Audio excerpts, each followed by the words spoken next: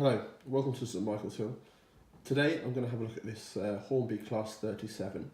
As I explained in the Meet the Fleet video, this loco is the oldest loco in my fleet. So I've not had it the longest. The 58 that you can just see in the background there is the one I've had longest, but this is certainly the oldest model. It's a model that is probably not great for much these days, other than a bit of experimentation, but it is still, potentially usable.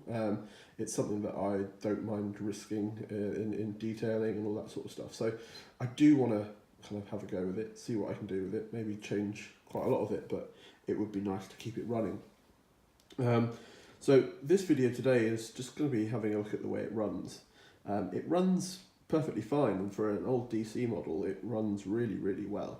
The only issue is there is quite a loud noise. So I will quickly demonstrate what I mean, and then I will talk about what we're going to do to fix it.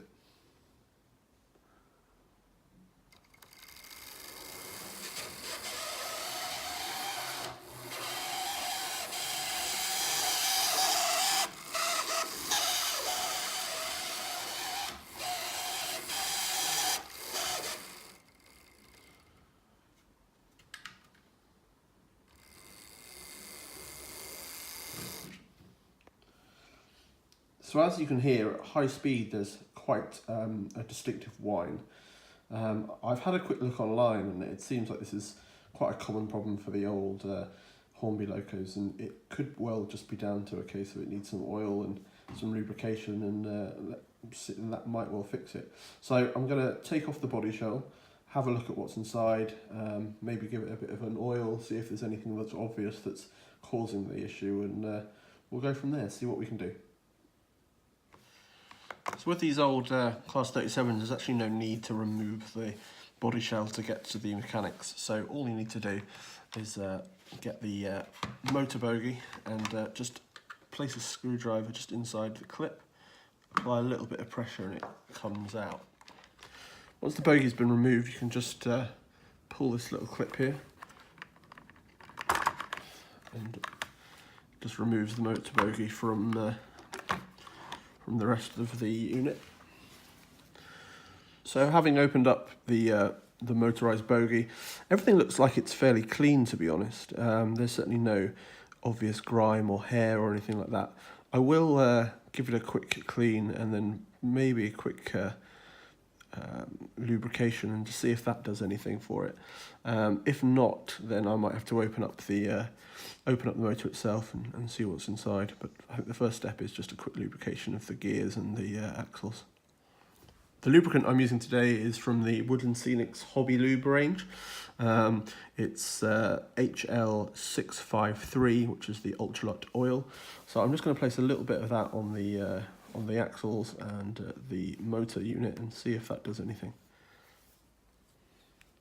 With all these sorts of lubes, you've just got to go very, very carefully. You don't want too much lubricant at all.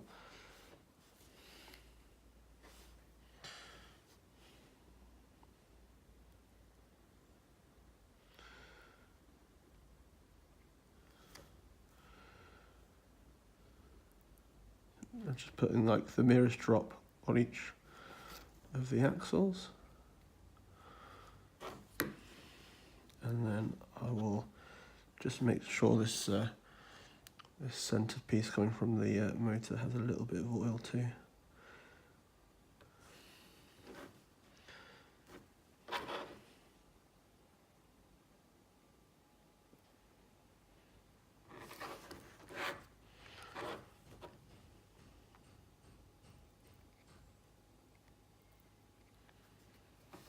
So having given that a quick lubrication, I'm going to attach the motor bogie back to the body and see if that does anything for the running.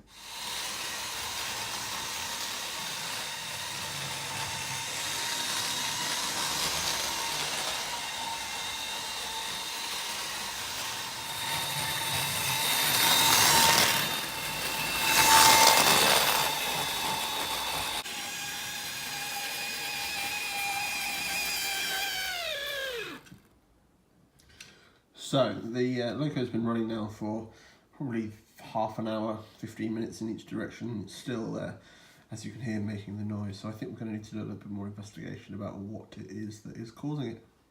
So the lubricant that we used doesn't seem to have done the job.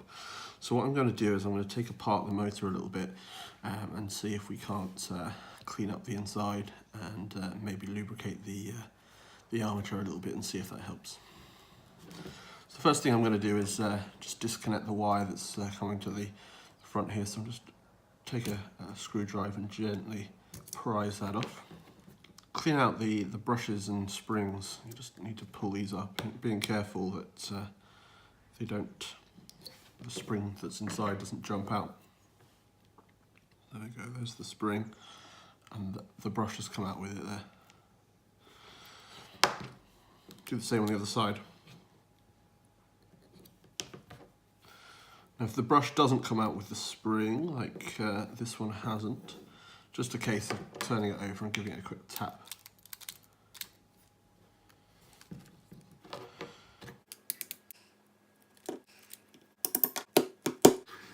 So this brush is being a little bit stubborn. I'm just going to take off the bogey sides here. It's just a simple clip, so you pull back here, give it a gentle push. There we go. Okay, so it's released this, the two wheels on the centre here. They're obviously not driven by it at all. We just need to make sure when we're putting them back onto the locomotive, we remember which one's got the plastic insulating cog inside. So I can see that the compensator inside is quite dirty, so I'm going to try and remove the front of the motor housing and to open it out. Now it looks like it's just held in place. So yeah, just need to slide a screwdriver underneath, just open it out a little bit. And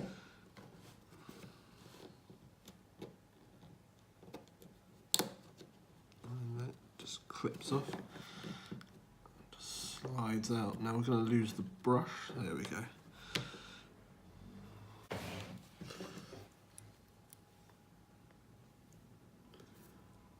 As you can see, the actual mechanism here is pretty filthy. So I'm going to clean it up with some nail varnish remover. So for this job I'm just using a cotton bud with some nail varnish remover on it. Just give it a bit of a gentle rub, and as you can see it's got a fair bit of dirt coming off of it. You can also use a bit of a wire brush for this, or even a fiberglass pencil, as long as you are careful to remove what's left.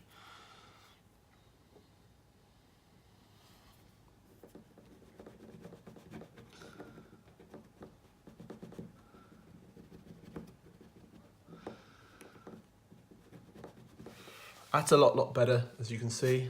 It's not quite perfect, but it's so much better than it was before. I'm going to actually try and take it out, so I'm going to need to take off the cogs making up the unit, and then I'll be able to give everything else a good clean as well. So with these cogs, it's a simple case of just sliding a screwdriver just gently under here, lifting this piece away, and then the cogs are now free to come away. So I'm going to take them off, but keep them in the correct position. So you can see where we lubricated earlier, there's a little bit of leftover, so I will clean that up. We only need a little bit, maybe we overdid it just a tad. But it's only on that one cog. Just going to give everything a good clean whilst we're here. I'm sure this isn't what's making the noise, but at the same time there's no reason not to give it all a good clean whilst it's here. I've just seen a little hair that's here, and again this probably isn't the issue, but whilst you're here you might as well take it out. Place a little bit of lube in the behind the cog here, just to keep it nice and lubed. I'm going to place back the cogs in the order that they came off in, making sure that each one of them engages.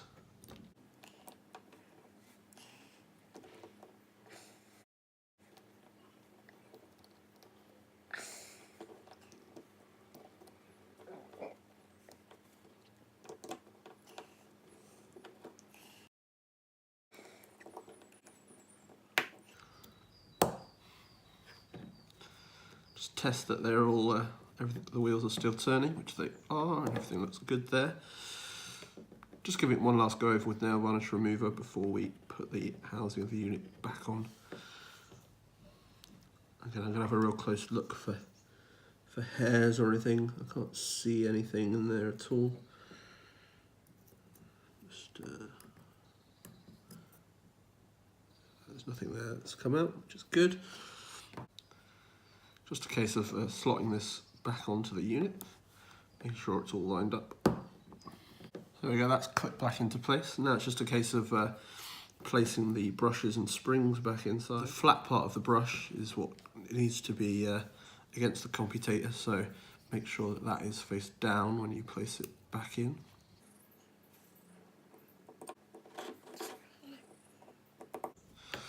And then it's simply a case of just putting the springs back on. I find it's easiest if you just hold the spring in some tweezers and then lower this plate that connects down.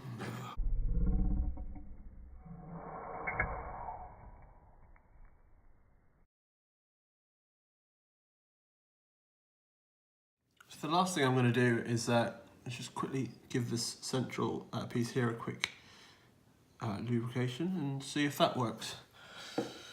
So, like I said, I'll put it all back together now and give it a run on the test track and see how it goes. We're good to go now. I'm just going to give it a quick test on the test oval and we'll see how we're going.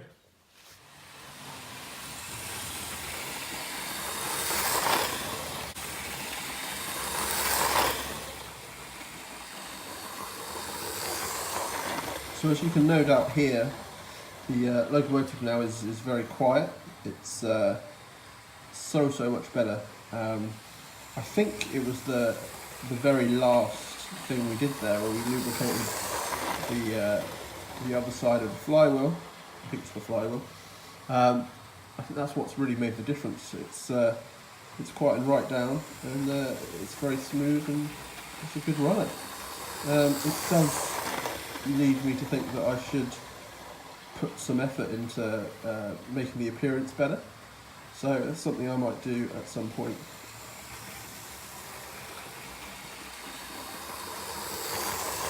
I'll just leave you with a few shots of her running now.